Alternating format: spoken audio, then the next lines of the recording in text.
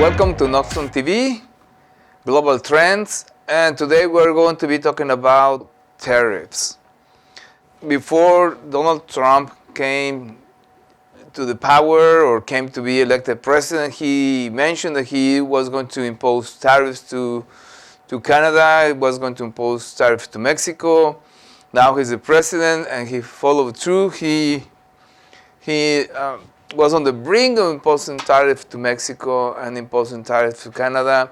And as we know, those tariffs were paused. There was some agreement, some dialogue between U.S. and Canada and between U.S. and Mexico, and has been paused. But let's take a look at the real situation about the economy in the United States. Let me show about this screen about what is the analysis from NoxtromTV.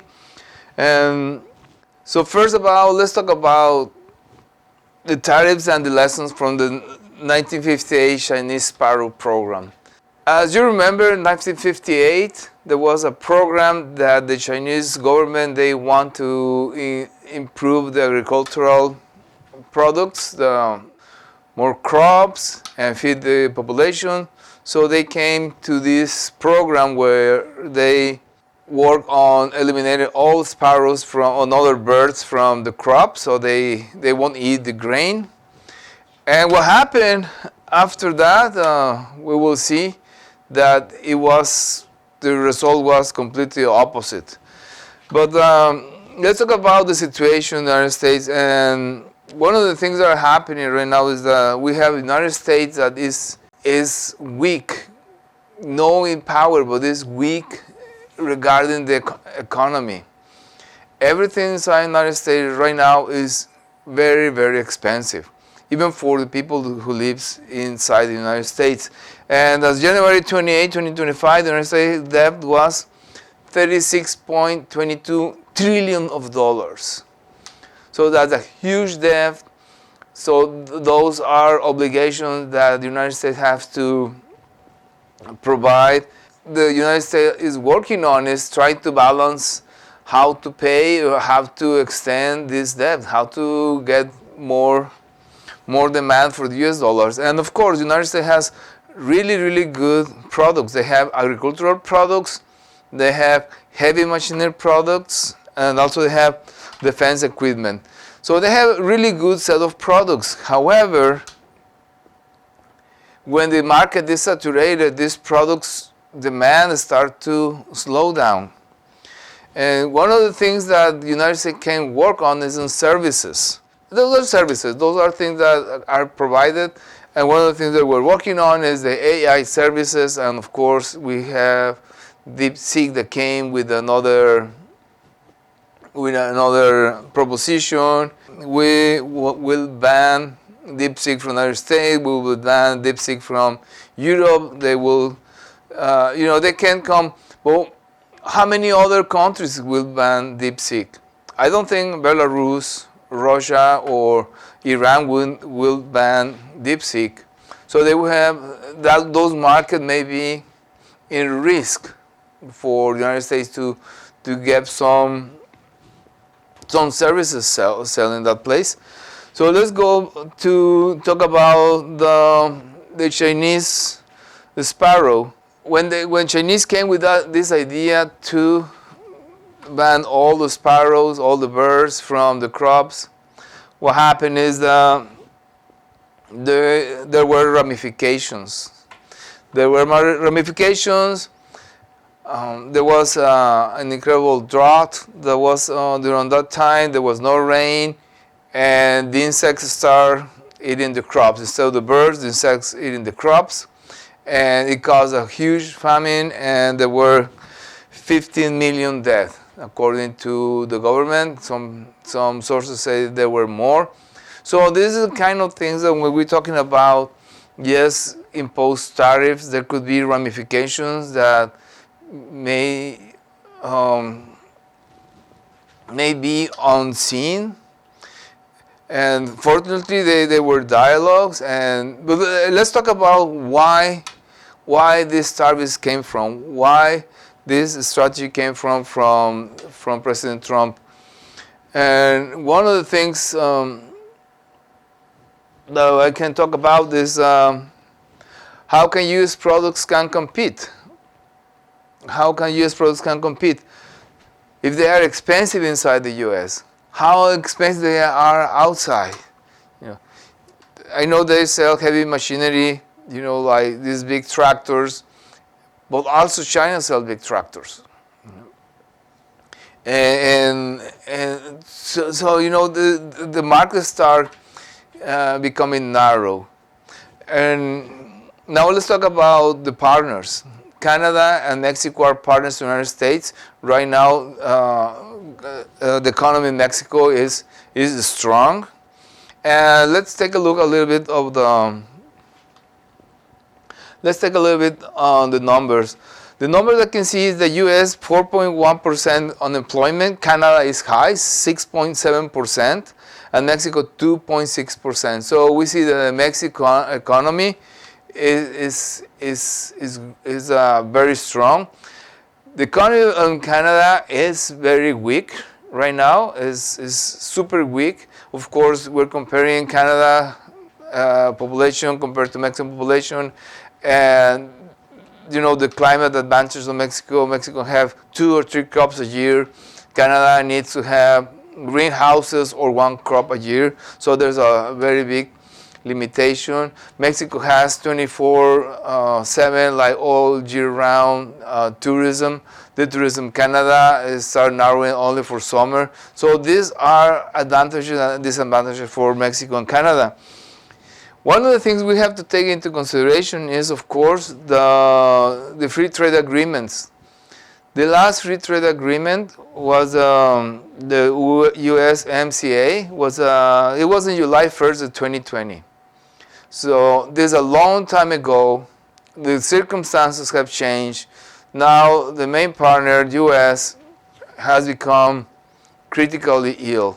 You know, some of the things that are really threatening the United States is the U.S. dollar. The U.S. dollar demand can be a risk.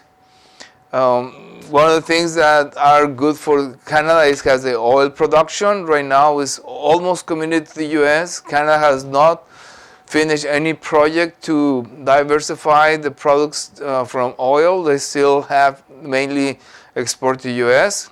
But I think there are plans for Canada to open. Now with this situation, they will revisit all those plans to get more distribution around the world on their oil products and not depend 100% from the U.S. So one of the things that are for the U.S. is, of course, the agricultural products. They are heavy machinery and defense industry. So the defense industry is huge. You know, the United States sell a lot of defense equipment to around the world, and some say that they are selling defense on, you know, like unofficially. Some corrupt stores selling to the drug cartels under the water, you know, under the table, and that has come. I think that was bring up by the president of Mexico. She mentioned that there were like rocket launchers in Mexico. Where they get rocket launchers? So there has to be a dialogue, a cooperation between the 3 partners. So that's one of the things I think are part of the solution that we're looking at. Another thing is about the balance, you know, the trade balance. The trade balance right now, we are talking about that we need to help, Mexico and Canada need to help U.S. to be strong, because if we divide, we're going to, the 3 of us, the 3 countries are going to be weak. Okay, we need to have a strong, not become one, because every country has its own traditions. But we need to be strong economically, and we need to help. You know, Canada and Mexico need to help the U.S., and Mexico has to help Canada too. Canada is in need of help. It needs to open the production, it needs to open the trade with Mexico. One of the things that is responsibility of the three partners is to help the health of the US dollar. Okay? The Mexican peso is really strong. The Canadian dollar has been weakened over time so far. And the US dollar has been weakened over past year.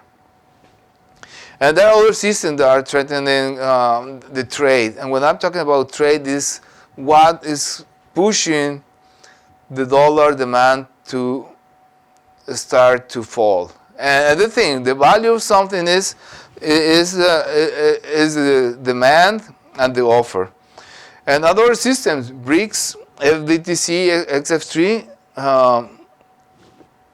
And one of the things the U.S. needs to avoid, it needs to avoid show or give the opportunity to perceive the dollar, US dollar, become a tool of extortion, unlike mail weapon. That needs to send a message about the US dollar is not a tool for extortion or a tool for blackmail weapon, and because then there's a risk the SWIFT based on X9 might be replaced by other systems. There are other systems that are coming up, and also the dollar is a risk to have dollar runs.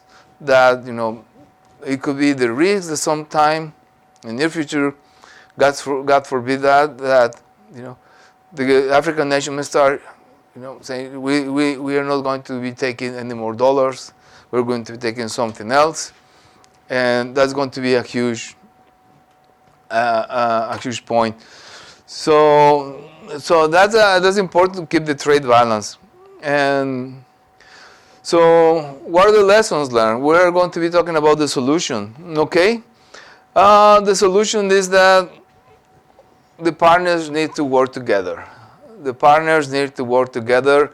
Mexico, US, and Canada need to work together, and we need to avoid Trojan horses like fentanyl, Trojan horse, because the U.S. has to come up with show how they're fighting the U.S. drug cartels, the U.S. drug organization.